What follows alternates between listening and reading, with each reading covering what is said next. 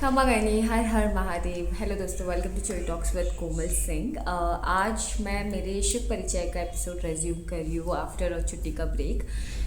आज मेरा एपिसोड 6 है, जहाँ पे मैं अपने फोर्थ ज्योतिर्लिंग की दर्शन की बात करने वाली हूँ। आई थिंक लास्ट टाइम जब मैं बात कर रही थी, मैंने कहा कैसे कठिनाई और परीक्षा के साथ मेरे 3 ज्योतिर्लिंग दर्शन कंप्लीट हुए थे, जो उज्जैन और ओमकारेश्वर 2 और 3 वो थे।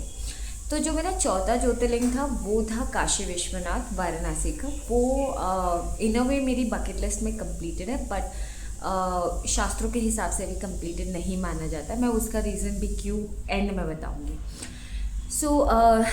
दिसंबर की छुट्टियां है। I being in an IT form, December is like the holiday season.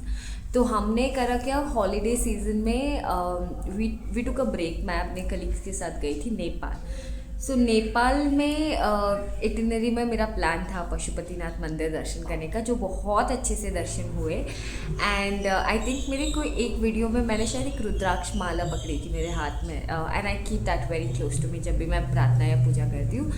तो वो जो वो जो रुद्राक्ष माला थी वो मुझे पशुपतिनाथ मंदिर में प्रसाद के रूप में मिली थी।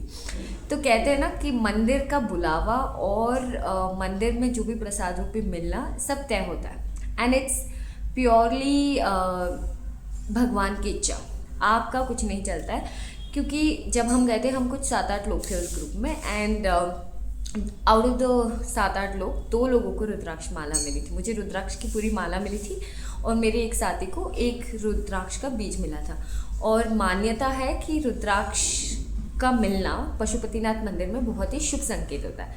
तो आई थिंक 2025 मेरे लिए बहुत ही शुभ रहा है, भगवान की कृपा और मर्जी और इच्छा और आशीर्वाद से। तो वहाँ मेरे पशुपतिनाथ मंदिर दर्शन हुए। फिर वहाँ से आई थॉट कि क्या अब तो बस ट्रिप है, एक्सप्लोर करेंगे, नेचर को देखेंगे एंड थोड़ा सा पार्टी वार्टी टाइप्स हो जाएगा। बट हम काठमांडू में एंड अप हुए। We went to Chandragiri hills, एक जगह है, बहुत ही अनोखी और सुंदर जगह है। उस जगह में ऊपर चढ़ाई करने के बाद, मतलब चढ़ाई दिन हमें ट्रैक नहीं करना था, we had the cable cars वगैरह, and it was a very nice experience. वहाँ पे all we expected was nature, but हमें मिलते हैं भोले बाबा, भुलेश्वर महादेव मंदिर। ये किसी को नहीं पता था, एटलीस्ट पता होगा तो मुझे तो नहीं पता था। And we end up going to Mahadev. तो मैं कहती हूँ ना, कण कण में शंकर है, ये उसका एग्जाम्पल है। And this is not one of the examples. ऐसे ही बहुत इंसिडेंट्स होते हैं वे आई विल नॉट नो कि महादेव का मंदिर है, बट मेरे दर्शन हो जाते हैं। वो यात्रा ख़त्म हुई। फिर हम लौटे भारत, नेपाल से। एंड नेपाल से जब हम लौट रहे थे, हमने वाया रोड लिया, एंड दैट्स हाउ मेरा 4th ज्योतिर्लिंग काशी विश्वनाथ स्टार्ट हुआ। अब काशी विश्वनाथ मंदिर में ऐसी कोई कठिनाई या परीक्षा मेरी नहीं हुई, बाबा की कृपा थी।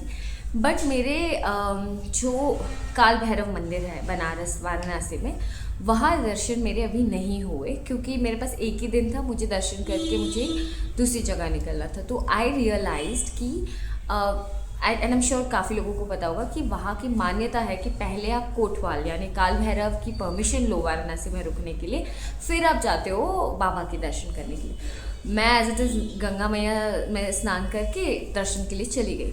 तो आई थिंक ये भी मेरे लिए, लोग कहते हैं इट्स इनकम्प्लीट दर्शन वगैरह वगैरह, बट मेरे लिए लगता है कि बाबा आपको फिर बुलाना चाहते हैं, इसीलिए आपसे ऐसे मिसेस करवाते हैं, सो दैट बिकॉज आपको याद रहता है कि अरे ये तो दर्शन मेरा कंप्लीट नहीं हुआ, मुझे फिर जाना पड़ेगा। वो एक छोटा सा बहाना होता है, बट बाबा का तरीका होता है बहुत प्यारा तरीका अपने बच्चों को अपने पास बुलाने के लिए। ये मेरी सोच है। आप कमेंट्स में बताना क्या आप भी इस सोच से सहमत हो या फिर आपकी सोच अलग है। हर हर महादेव, हर हर शंभू।